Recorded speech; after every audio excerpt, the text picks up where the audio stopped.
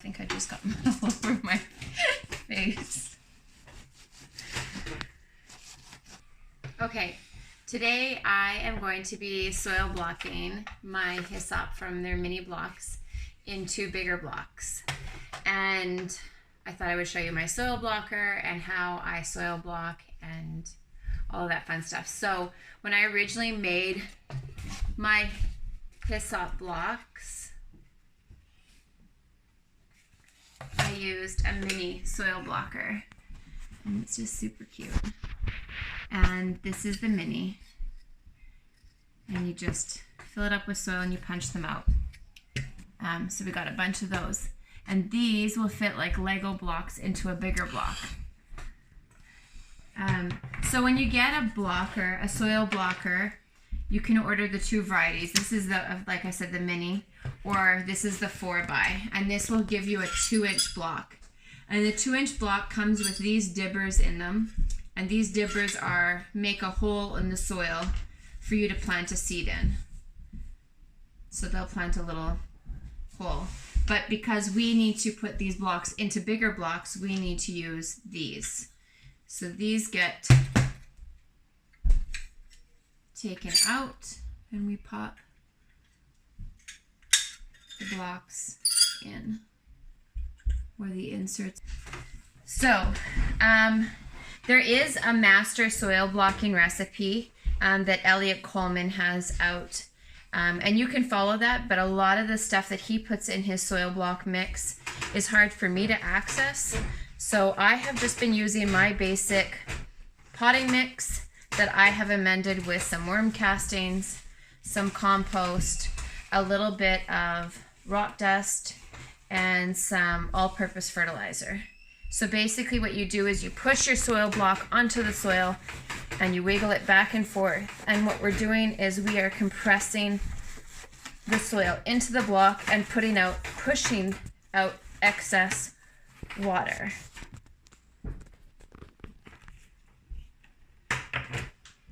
And I always just check my blocks on the bottom to make sure that they're compact enough.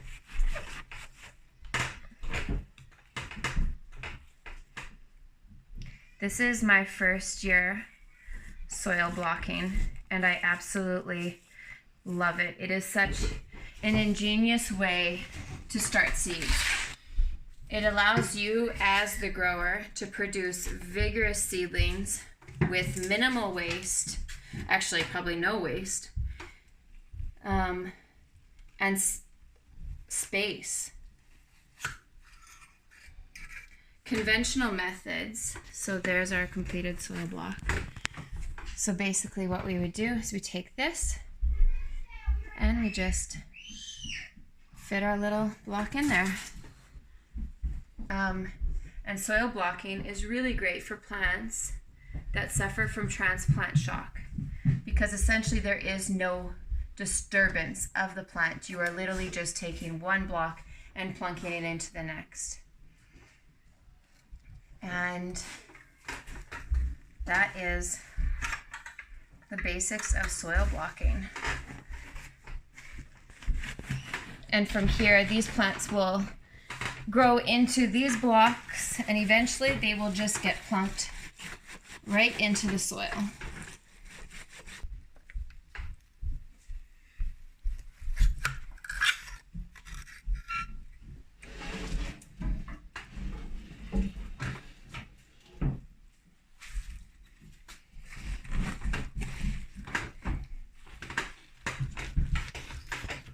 So Elliot Coleman's soil mix recipe looks like an amazing recipe, and everything is broken into parts, so it doesn't matter what size container you use. If you're using a pail or a little cup, it's 1 part this or 10 parts that.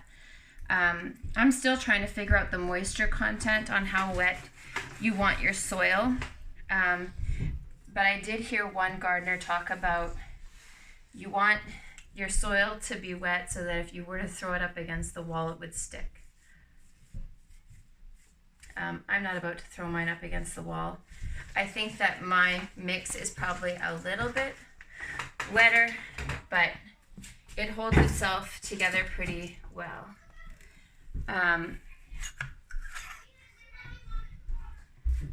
The mix that I'm using is, like I said, it's just my basic potting mix, but I'm happy to know that this mix, even though it's a little bit coarser than what Elliot Pullman uses, it holds its shape and its structure, and this is the mix that you would use to start seeds in. I think with soil blocking, I've seen some gardeners use like strainers to sift out the bigger bits. But everything that I've soil blocked so far is holding up really, really well. Your plants in.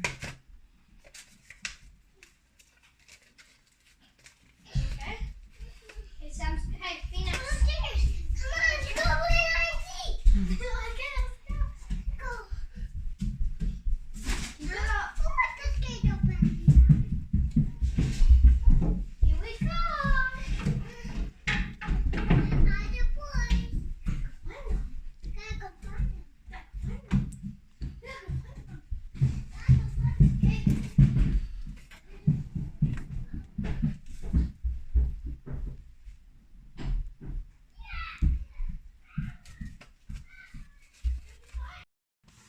I have all of my Anise Hyssop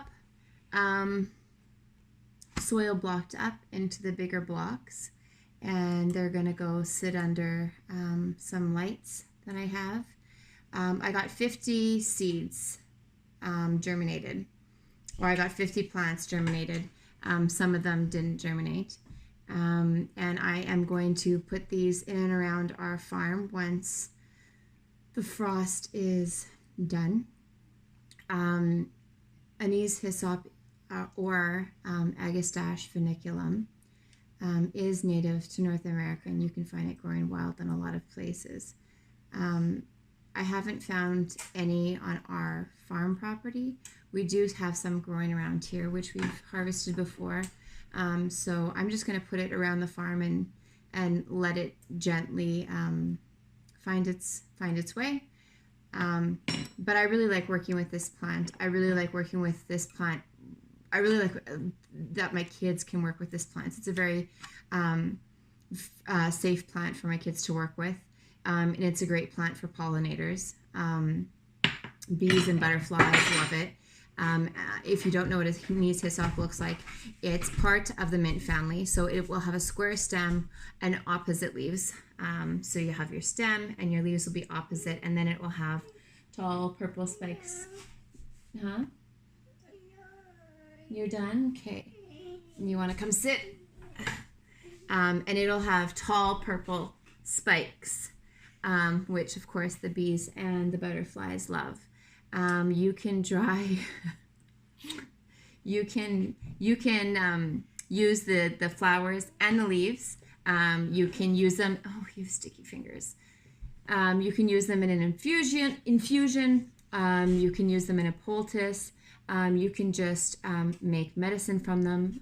The boys and I like to make in the fall time an oxymel out of them, and it's a great way for them to start learning how to work with herbs. We also dry quite a bit for tea, but you can use it cooking. It's really good to flavor like shortbread cookies or breads with. So it's a great overall plant and very safe plant for kids to work with. In the summertime, the boys will pick the flower heads and just put it in a cup and add hot water to it. And it's a nice, calming, sedating tea. It's not going to knock them out, but it's soothing. So it's a herbaceous perennial. And it's not an aggressive perennial. It'll bush out and get bigger, but it doesn't take over areas, at least not that I've noticed, and at least not that I've researched either. Anise Hyssop, if I didn't already mention, oh yeah, I did. It's square stem. It's part of the mint family. Lamaceae, which is the mint family. I don't know if I'm saying that right. but it's a healing herb. It's an antibacterial and it's an anti-inflammatory, and you can use it as an expectorant. And it's really good for conditions like bronchitis and upper respiratory infections. So the kids and I, we make an oxymel, and you can take it as a preventative, or you can take it once onset of symptoms. And it's really nice. As an oxymel is made with apple cider vinegar, so you get the health properties of the apple cider vinegar as well. And it's got a very beautiful licorice anise type flavor to it. So it's really good for upper respiratory, help cleaning, and like I said, because it's an expectorant, it helps break stuff up. And because it is a healing herb, it's really good to just take as an immune support. So my boys will often take it as a preventative. Hyssop is a very warming and stimulating herb, being part of the mint family. So it can be used as an energetic as well. Because it's part of the mint family, it can stimulate and invigorate and warm your body up and help you to get things moving. And that's why it is great when it comes to seasonal colds and flus, because often in the winter we're sitting stagnant and we get sick and we're sitting inside a house and we're not moving a lot, and we're not getting outside. And so when you have a tea or an oxymel, or even do it as a poultice, it helps to start warming things up, bringing heat to the body, and it starts to help break things up and get things moving. And that's why it's also known as an expectorant. So like any stuck mucus, it'll help break and move it up. I've also used it as like a bath tea for my kids when they're not feeling well, as it can help bring out sweat. So it can help them sweat out a fever. Fevers are really good for you to have. It's your body's way of fighting something off. And sometimes we can help encourage that fever by breaking, if it's getting too hot, by doing like a tea bath. And it'll really help sweat stuff out. Diaphoretic. And what that means is it warms the body by pushing out the coldness and opening up the pores. So when you have it in a bath, or when you have it in a tea, or any other preparation, that's how it will help. And it'll help. I know that when my boys have had a fever, they feel like they sweat more when they take it as a tea, especially when they take it as a tea, because the tea is already warm, and then you're adding other warming things. And even with an oxymel, having the apple cider vinegar there.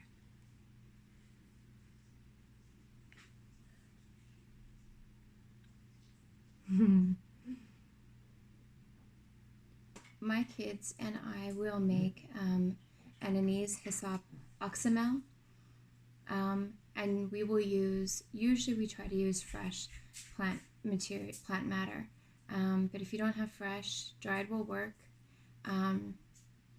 And if you have to order from a company, that's fine too. You just want to make sure it's a good quality herbal company that you're ordering from. But you would essentially get yourself a mason jar. I like to use, for the oxymels, I like to use a quart-sized mason jar. Usually my boys will each make their own. So then we're doing 2 quart size, which with 4 kids now, that makes sense. So to 1 quart jar, if you're using fresh plant material, we will fill it up, coarsely chop it with fresh plant material. If it's dried, I would do about halfway to 3/4 of the way. And so you chop up all of your hyssop and you put it in there, and then you fill it about 1/3 to half of the way with honey. And you want to use a good quality honey. I mean, if you have to get from you know, your grocery store, anything's better than nothing. But typically when it comes to like oxymels, if we don't have honey from our own harvest, I try to buy from a local beekeeper.